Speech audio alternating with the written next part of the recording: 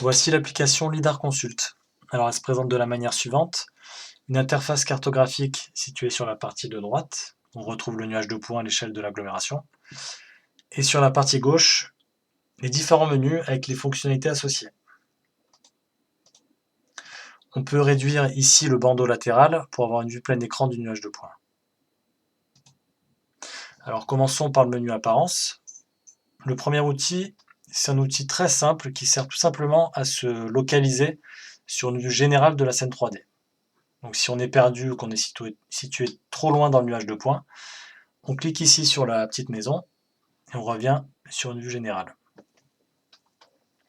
Juste à côté, on a un slider qui permet de faire varier l'affichage du nombre de points de la scène.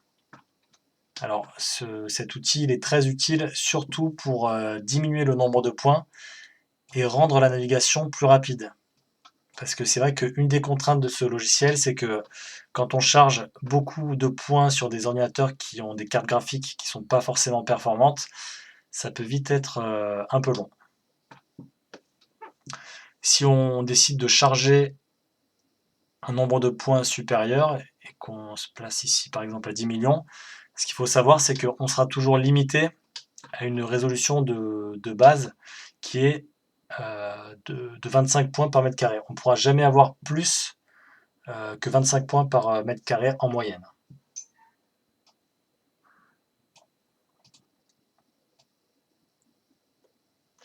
Alors là, ce que je vous propose, c'est d'aller par exemple sur Théoul et on va effectuer quelques fonctionnalités de mesure. Alors rapidement, on a comme fonctionnalité l'obtention de la coordonnée d'un point. On peut obtenir une distance verticale, on peut calculer une superficie ou encore un volume, ou alors réaliser un profil.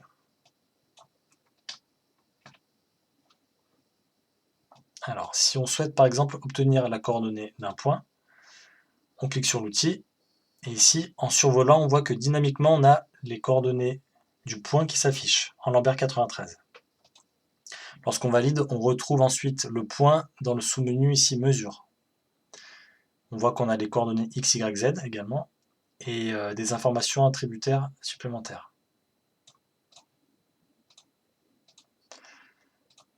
On peut de la même façon, si on le souhaite, réaliser une distance. Si on veut calculer ici la largeur de la chaussée, de la même façon, un clic, un deuxième clic, on valide, et on retrouve ici, dans le menu scène, l'objet distance qui a été créé.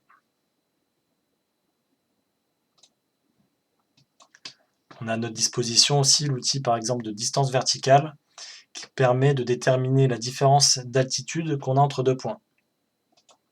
Donc là par exemple, entre ce point-là et ce point-là, on a 12 mètres 10 d'écart. Ce qui est pratique, c'est qu'on a la possibilité de déplacer les points là où on le souhaite. Donc là, par exemple, si on veut avoir la différence d'altitude entre cet immeuble-ci et le point, très facilement, il suffit de cliquer sur la poignée et de repositionner le point.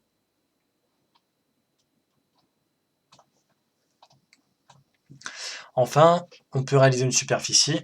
Et si on souhaite, par exemple ici, déterminer la superficie disponible là sur ce toit, et si on souhaite réaliser plus tard l'implantation de panneaux photovoltaïques par exemple, on réalise notre superficie et on la retrouve de la même façon ici dans le menu scène. On va se rendre sur le littoral pour réaliser un profil en travers. Alors c'est un outil qui est très intéressant. On va le découvrir. Donc il est accessible par ici. On va réaliser donc un profil en travers en partant de la mer jusqu'à la voie ferrée.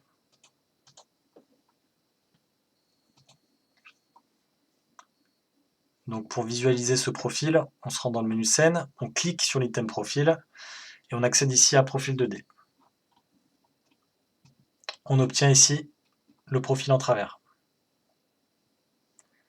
On visualise bien ici les immeubles, la végétation et le sol. En déplaçant le curseur dans la fenêtre de profil, on peut voir que le curseur se déplace également dans l'interface cartographique ici.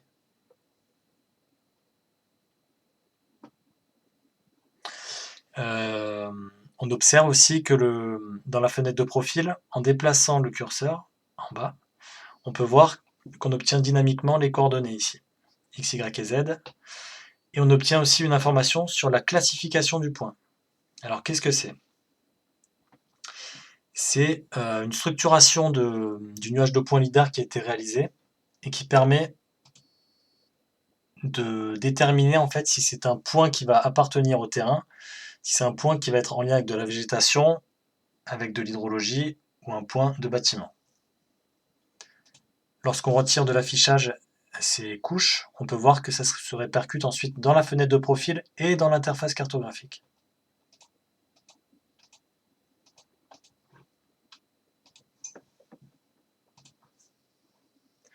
Si on veut supprimer de l'affichage les mesures qu'on a réalisées, il suffit de cliquer là sur cet outil, supprimer toutes les mesures.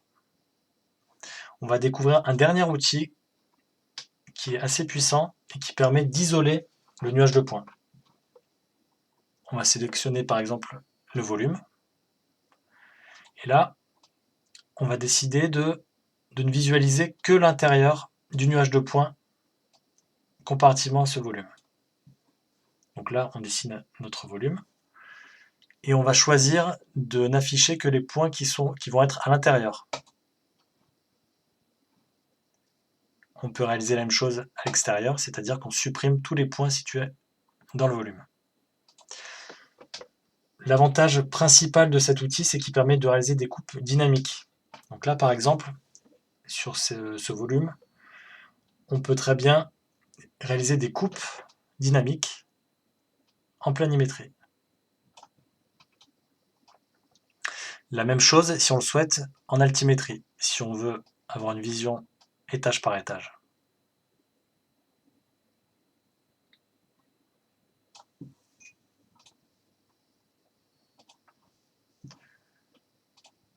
Enfin, à notre disposition, on a l'outil l'aide en ligne. C'est simplement une documentation qui va nous servir pour retrouver toutes les commandes pour la navigation notamment, pour réaliser certaines fonctionnalités de mesure, ou encore pour réaliser des profils.